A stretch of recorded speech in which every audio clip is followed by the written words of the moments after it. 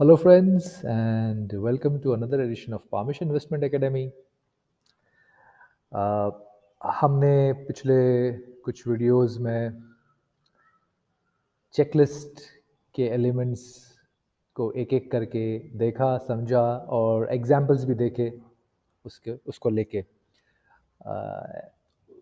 ये जो हर एलिमेंट जो होता है वो किस तरह से स्टॉक प्राइस को थोड़ा बहुत अफेक्ट करता है, वो भी हमने देखा एग्जाम्पल्स में।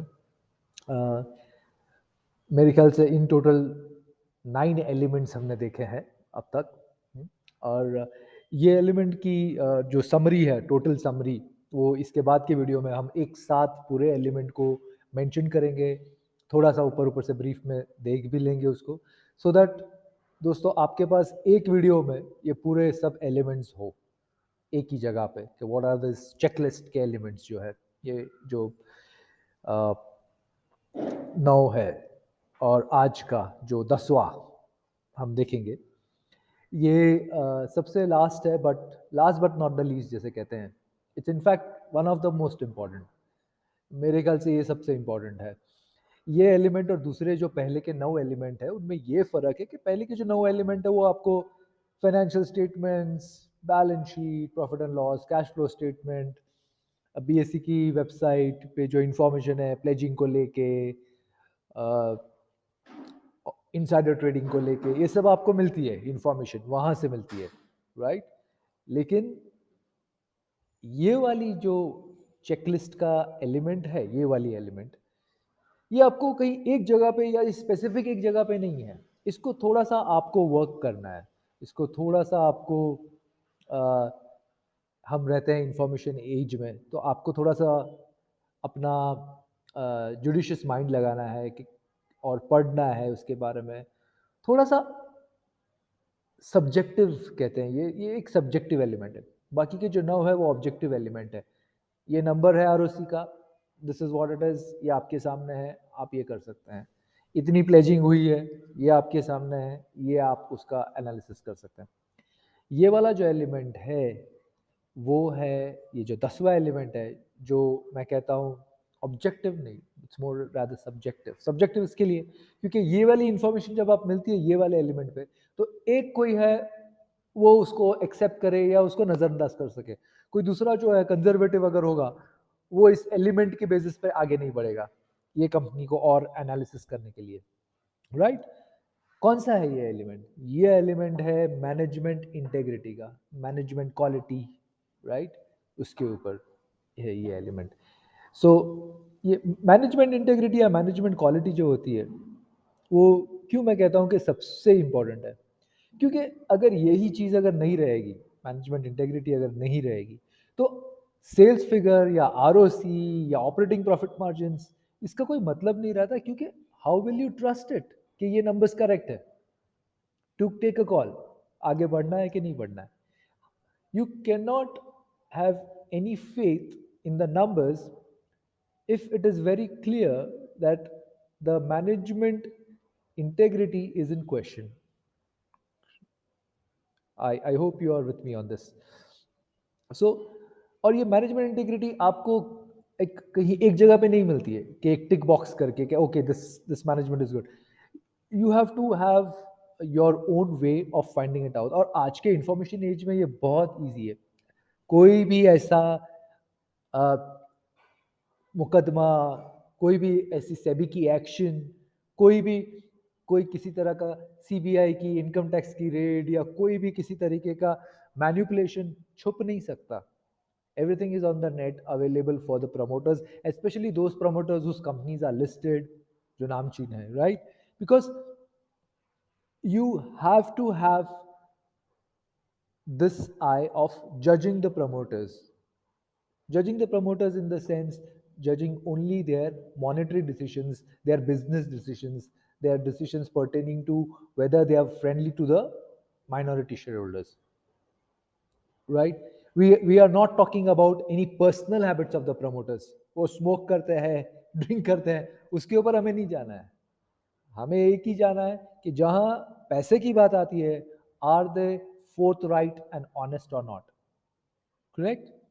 So management integrity is absolutely essential. भले ये 10वां एलिमेंट है अपने लिस्ट में, but it is the most important. इसके बेसिस के ऊपर बाकी के सब है।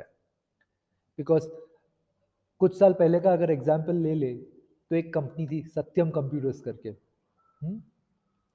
अब आप अगर थोड़ा पीछे जाएंगे डिटेल में 2008, 2007 या 2006 में, ये कंपनी को एक if I am not wrong, if my memory serves right, ये कंपनी को एक अवार्ड भी मिला था, आई थिंक कॉन्जिक्यूटिवली 2 या 3 साल, गोल्डन पीकॉक अवार्ड।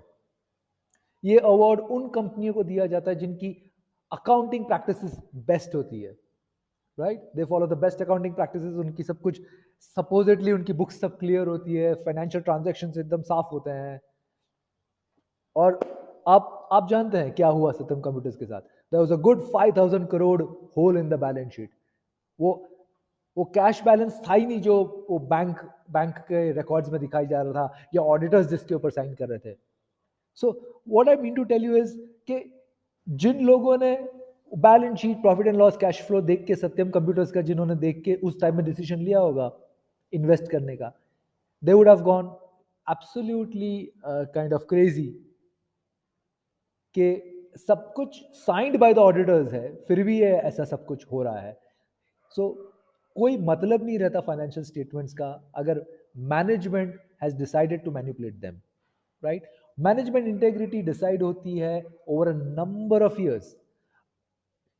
ये भी एक इंपॉर्टेंट बात है कि आपको उनकी अगर कुछ स्पेसिफिक कोई केस या कुछ है उनके ऊपर, तो आपको मिल तो जाएगा इंटरनेट से या आपके इंफॉर्मेशन से, लेकिन अगर आपको प्रॉपरली अगर इसको समझना है तो मैं इसमें एक एडवाइस दूंगा, या मेरे एक्सपीरियंस के हिसाब से आप पिछले 3-4 एनुअल रिपोर्ट्स उनके देखिए। वो हर एनुअल रिपोर्ट में मैनेजमेंट फॉरवर्ड लुकिंग स्टेटमेंट्स करते हैं, या हम ये करेंगे, या मुझे ऐसे करना है, या हमारा ये ऑब्जेक्टिव है। आपको खाली इतना देखना है कि अगले एनुअल रिपोर्ट में उसके बारे में क्या हुआ है। डू दे से व्हाट दे से दे विल डू? क्या उनकी करनी और कथनी में फर्क है, या do they walk the talk? और दूसरा, आप उनके अर्निंग्स कॉल, अगर कोई कंपनी है जो अर्निंग्स कॉल करती है एनालिसिस के साथ at the end of every quarter, वो अर्निंग्स कॉल में जो क्वेश्चंस पूछते हैं उनके एक्विजिशंस को लेके या उनके कैपिटल एलोकेशन डिसीजंस को लेके, that will give you a very very good idea of how the management is, whether it is minority shareholders friendly management or not, correct? अभी एक एग्जांपल खाली आपको देता हूं कि रिसेंटली एक फार्मा कंपनी ने एक एक्विजिशन अनाउंस किया था। अर्निंग्स कॉल में उसको पूछा गया कि ये जो वैल्यूएशन आप ले रहे हैं, उसने आपने वैल्यूएशन उसकी किसी से कराई है एक्विजिशन के लिए? जो आप वैल्यू कर रहे हो, आपने इतना दिया उनको, सपोज के 1000 करोड़ की आपने एक्विजिशन करनी चाहिए, तो ये 1000 करोड़ की आप जो करना चाहते हो उसका वैल्यूएशन रिपोर्ट कहाँ? तो ओके, उन्होंने कहा कि है हमारे पास वैल्यूएशन रिपोर्ट, एक नामचीन जो ऑडिटर है बिग 4 में से एक, उन्होंने की है। तो जो एनालिस्ट था उसने अर्निंग्स कॉल में पूछा कि आप ये वैल्यूएशन रिपोर्ट शेयर करेंगे ना हमारे साथ? वैल्यूएशन रिपोर्ट एक बार अगर कंपनी को देती है तो वो जो वैल्यूएशन रिपोर्ट होती है वो कंपनी की प्रॉपर्टी है। जवाब यह आया कि हमें वो अकाउंटिंग फर्म से एक बार जरा पूछ लेना पड़ेगा। क्यों भाई, क्यों पूछना पड़ेगा? Immediately it gives the impression कि ये वैल्यूएशन रिपोर्ट शेयर नहीं करना चाहती company with the common shareholders or minority shareholders.